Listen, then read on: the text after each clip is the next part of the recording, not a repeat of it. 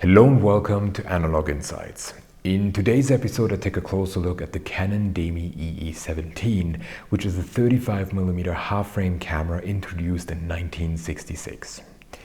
The camera comes with a fantastic 30mm f1.7 lens, a beautiful, sleek, round design, and an automatic exposure mode in the shutter priority mode, which of course makes it very interesting and quick in its day-to-day use. I first came across this camera when John Sypal posted one of his earlier Japanese street shots and mentioned that he had been using this camera. And this was prior to the introduction of the Pentax 17. And then, as you know from my really extensive review of the Pentax 17, I really got hooked by this camera. And when I borrowed Greg the Pentax 17 took it with him to his US trip that he recently did, I really felt the need to continue shooting some kind of half-frame camera, and ended up using the Canon Demi EE17 quite a bit. So for instance, I took it with me on a trip to Berlin, shooting some Ilford FP4 there, and also took it out in and around Munich, shooting some Ilford HP5 and Harman Phoenix. And of course, I can't wait to share the results here with you and compare the camera here and there to its modern counterpart, the Pentax 17. Of course, this would be an apples and oranges comparison, so I won't properly do that.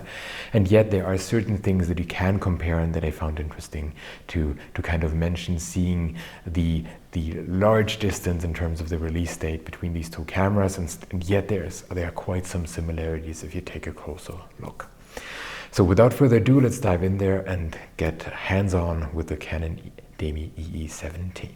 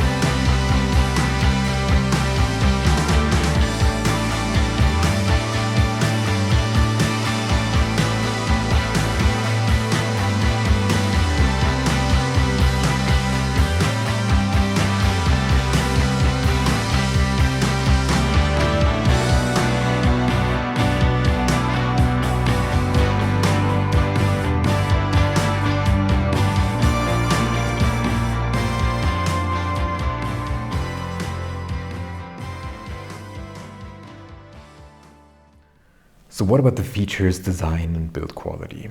The camera's design is as compact and clean as it gets. There are no unnecessary features, and the less important ones are hidden, for instance, the ISO dial on the bottom plate. The top plate therefore only features a frame counter, shutter release button, film advance, the cold shoe, the film rewind crank, and the beautiful typography indicating the name of the camera. And the frame counter counts upwards until the 72 frames that you can get out of a typical roll, and then automatically resets once you open the back of the camera by pulling up the film rewind crank. The back is very clean and features only a viewfinder window, which reveals a reversed Galilean viewfinder with projected frame lines. And it comes with a 0.45 times magnification and covers 90% of the final frames that you're taking. And if you are in the automatic exposure mode, you see on the right side of the viewfinder the automatically selected aperture, depending on, of course, the light in your scene. And that is, of course, very convenient. You can immediately see which aperture would be selected in the automatic exposure shutter priority mode. And if you don't want that, of course, you can also set these modes separately. So you can use the camera completely manual by just setting the aperture and shutter speed separately. On the bottom of the viewfinder, you see an indication of the focusing distance using the typical pictographs, so a mountain and so on. And the focusing tab is located around the lens on the front of the camera, and there you can also find a more nuanced indication in meters and feet of the focusing distance. The focusing throw is very short, but this is also very nice, and once you get used to it, it's relatively quick. You can focus between 0.8 meters as the closest distance, and of course infinity. An inner ring inside the lens lets you set the shutter speed of the Seiko shutter between 1/500th of a second and 1/8 second, or select the automatic exposure mode, which I would generally recommend doing for this camera. And then the front also features a self-timer lever and an X-sync. The shutter speed priority automatic mode works via a built-in CDS cell that ensures correct exposure and worked really nice in my tests here. The bottom plate comes with the aforementioned ISO dial, a battery compartment, film release button, and a tripod socket that can also be used to attach the original wrist strap, which of course looks very sleek in my opinion, and kind of adds to the compact form factor and the nice smart integration of such features. The ISO can be set between 25 and 400, which is potentially a little bit limiting, but we will get to that in a minute. And the battery compartment originally takes the Mercury PX625 batteries, which of course are not available anymore, but it can be replaced with a wine cell, and my Japanese dealer was kind enough to include such a battery in the package when he sent me this camera. So really nice. What is also interesting is to look back at the camera and how it was perceived at its time of the release. Back then it was really a high-end half-frame camera. It was popular for its ease of use thanks to the automatic exposure mode. It was also popular for its compact form factor and for the high specs, including that fantastic lens. And the original price back then was 15,800 in yen and in 1966, which would translate to around $484 today. And it also came with a case for 1,200 yen and the wrist strap that you can see here for 300 yen. That would roughly translate to $36 or $36 and $9 respectively. So if you got the entire package, it would be way beyond $500 even back then in 1966. And I only find that so interesting because if you look at the Pentax 17 today and its new price for a modern, completely newly developed camera, it's basically the same. And as you know, we had quite a discussion in the original Pentax 17 review where I also focused on this, and this camera is a great case in point that also came with very similar specs back then and was considered a very nice high-end camera and came at a similar price point even in 1966.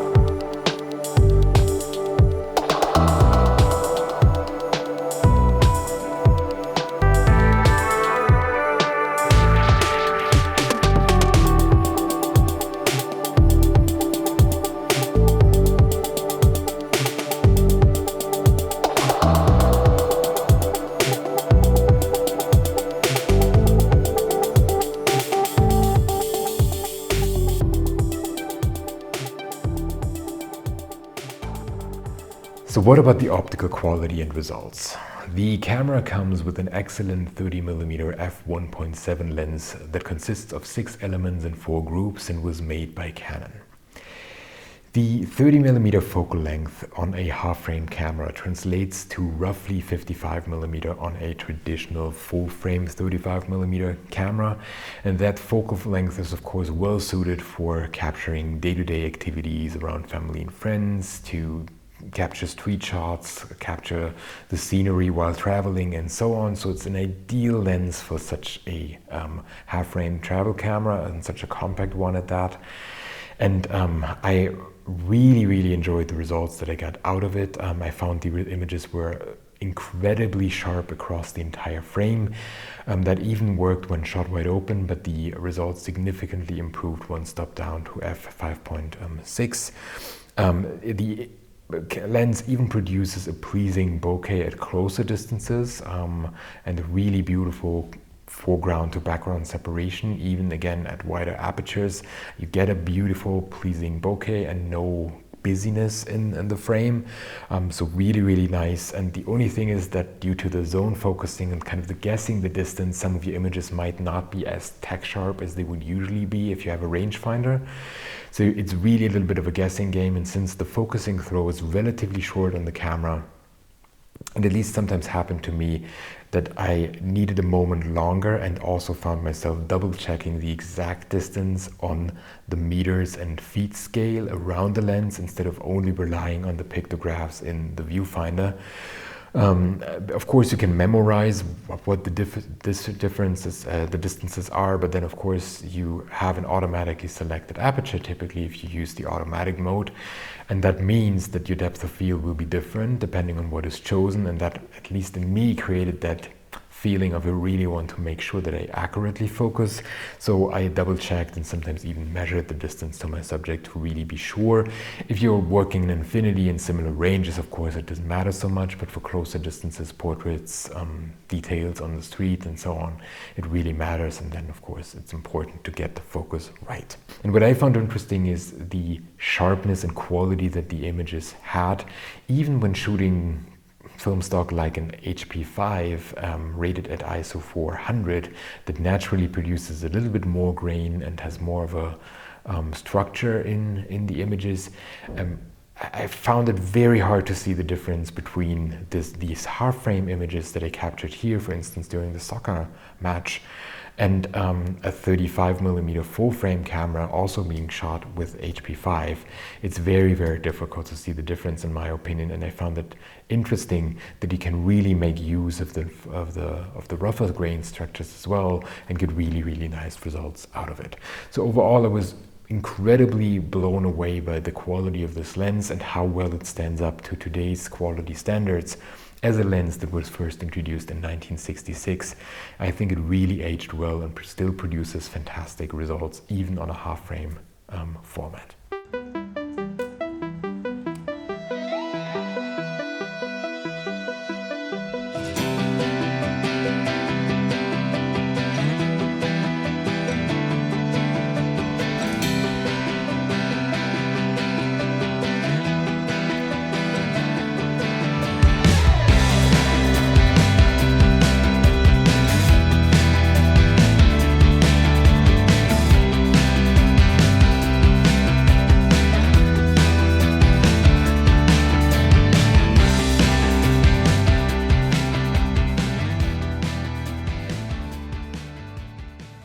So what about the handling and my personal impressions? The Canon Demi is a lovely travel camera. You can literally throw in a roll of film on a Friday and finish the roll the 72 frames later after a city trip on Sunday night, and have captured everything you've experienced during that weekend. At least this happened to me. I really enjoyed using it for that purpose. I also found it pretty convenient in terms of its handling. To be honest, I didn't even put a case around it, but just threw it in between some knitwear in my weekender and traveled like that. And the same holds true in terms of the compact form factor, that I could just put it into my laptop bag when I went to work, and as a result had a camera with me after work to do a little bit of a tour and photo walk, basically on my way home. And this is, I think, a main feature of these relatively compact half-frame cameras. Of course, you can also find full-frame 35mm cameras with the same from a later era, and yet I personally really like having these 72 frames and enjoy kind of capturing so many frames, sometimes diptychs or triptychs and so on, and then sometimes a couple of weeks later finishing the roll and realizing, oh, this is also what I captured, and kind of being reminded once you get your roll back and seeing the final scans or seeing the negatives, that you remember, oh, this is something that I also took as an image. So this is what I generally like about these cameras, but what I also particularly like about this one. Visually, in my opinion, it is strikingly beautiful. It is also the kind of camera that turns heads, and repeatedly got me into a conversation about the camera. What is also interesting to those of you who like color is that often the leatherette is replaced, and some people even use wood veneer, and there are some instructions online on how to do that. So this is the kind of camera that you will often see a little bit modified, and even with colored leatherettes, and I think it also looks very, very nice in these conditions. And you also find a lot of great Japanese dealers selling it, and if you're lucky like I was with mine, you even get the battery thrown in and all the things that you need. I would highly recommend looking for one with a strap. I found the strap incredibly useful and convenient when attached on the tripod socket down here. And since the camera doesn't come with traditional strap lugs, it kind of makes sense to just go with the originally intended strap instead of some weird alternative that you need to attach in a similar or alternative way.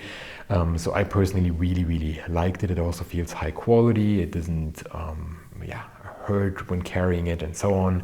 The camera weighs around 445 grams, and that it means it's also light enough to just carry it on the wrist strap and when holding your phone or something like that. So of course this is something that couldn't be anticipated in 1966, but it's still very convenient if you can sometimes just put the camera down a little bit on your arm, put up your phone and type something in there, and the camera is basically around your wrist, and perfectly fine there, and you don't have to put it away in a bag or similar. So I often went out with just the camera on my wrist, holding it all the time, and if I needed two hands, it could just be placed there and I was fine. So overall, a great travel camera, and for moving around in the city, really, really cool. The image quality really surprised me. I think this is an excellent lens that creates superb images that I can just rely on. I also really appreciated the automatic exposure mode, and found myself basically only using the camera in that mode. I never felt the need to manipulate the aperture myself, but instead could just rely on it. And in most cases just used it at 1/500th of a second, or something that kind of fit the available light. So sometimes it went down a little bit with my shutter speed, but that's it. So really, really, really cool overall. A fantastic camera that is really, really a joy to use. And the only small caveats that I have, and that I've touched on before, is that the focusing tab is nice, but the short focusing throw sometimes led me to double checking whether the focus is correct and using the meters and feet indication. And I would really wished for a meters and feet indication inside the viewfinder when it comes to the focusing. This would have been really nice. Of course, a lot of information, but also a helpful and useful one. And that the ISO maxes out at 400 is a little bit unfortunate if you wanted to shoot an HP5 push to 800 or beyond. You cannot really do that because there's no exposure compensation or similar advanced features. So it really means you need to rate your film between the 25 and 400 if you want to use it in the automatic exposure mode. But that's it. Otherwise, it's a really fantastic camera that is definitely an interesting vintage alternative to the Pentax 17 if you want to go vintage. In my case, another caveat, the focusing ring was a little bit stiff. I'm fairly sure that this is my copy and this is not a general problem, but this is just what can happen to you if you purchase vintage cameras, that even those in a great condition from a Japanese dealer that even showed videos where they turn the camera and use it and so on, can turn out to have a little bit of a problem. Of course, it's an easy fix if it's really coming down to that, but this is of course something to watch out for. And as always, I would recommend buying in great condition, going for quality over price, and go a little bit more in when it comes to the pricing, instead of making a great deal or bargain and then get something that is not in great condition.